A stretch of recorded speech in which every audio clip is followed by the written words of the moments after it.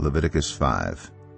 If anyone sins because they do not speak up when they hear a public charge to testify regarding something they have seen or learned about, they will be held responsible.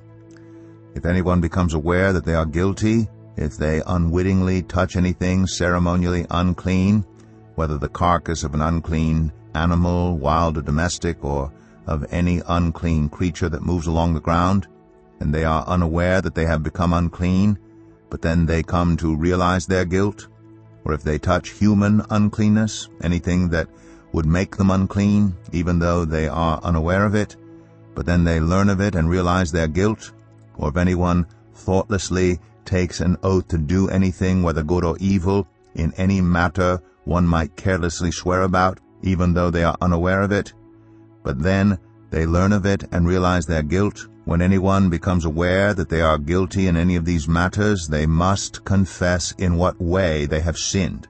As a penalty for the sin they have committed, they must bring to the Lord a female lamb or goat from the flock as a sin offering, and the priest shall make atonement for them for their sin. Anyone who cannot afford a lamb is to bring 2 doves or 2 young pigeons to the Lord as a penalty for their sin, one for a sin offering and the other for a burnt offering. They are to bring them to the priest, who shall first offer the one for the sin offering. He is to wring its head from its neck, not dividing it completely, and is to splash some of the blood of the sin offering against the side of the altar. The rest of the blood must be drained out at the base of the altar. It is a sin offering. The priest shall then offer the other as a burnt offering in the prescribed way, and make atonement for them for the sin they have committed, and they will be forgiven. If, however, they cannot afford 2 doves or 2 young pigeons, they are to bring as an offering for their sin 1/10 of an ephah of the finest flour for a sin offering.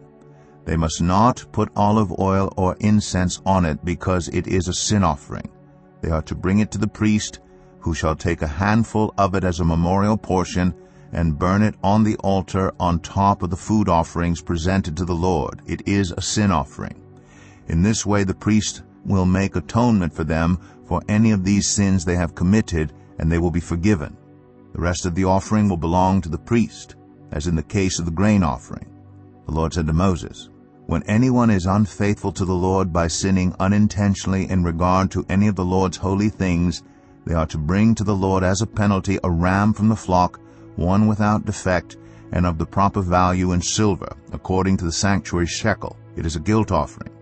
They must make restitution for what they have failed to do in regard to the holy things, pay an additional penalty of 1/5 of its value, and give it all to the priest.